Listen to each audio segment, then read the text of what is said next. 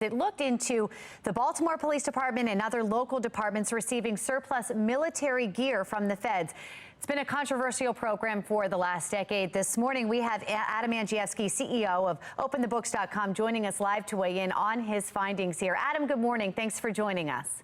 Good morning. Great to be here. So what did Baltimore receive? 50 weapons. Many of these weapons were transferred a couple of decades ago in the early 2000s. So let's break that down. Yeah. It's actually 30 12-gauge riot-type shotguns.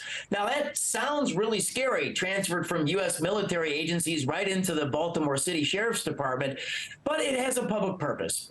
These shotguns typically can fire non-lethal weapons, and they're used for crowd control. So basically, every single squad car would carry one of these things, and they could be used with beanbag rounds, like I say, non-lethal weapons, rubber bullets, things like that. Then you've got 20 transferred weapons. These are the 5.56 rifles from the military. They carry an AR-15 round. They're the military weapon there is the M4 today, right. And those were also transferred to the Baltimore Police Department. And again, this is kind of standard issue stuff.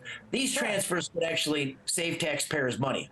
My question here is wherein lies the controversy? If the feds can't use these weapons, why would they waste it? Why isn't this a great thing? Why are people concerned?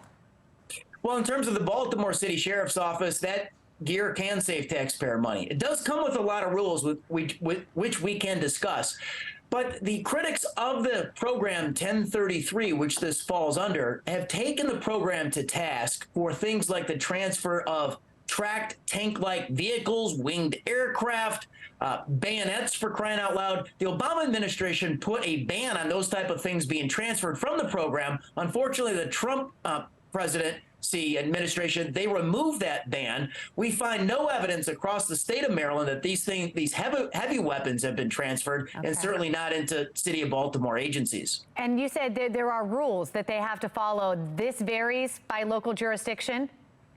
Yeah, there has to be semi-annual audits. So, we're going to request from the local sheriff's department the audits of that gun locker. Obviously there's a real public purpose there when you're transferring military weapons to the local department. It also comes with the certification of training. Folks have to be properly trained on these weapons. That's a good point.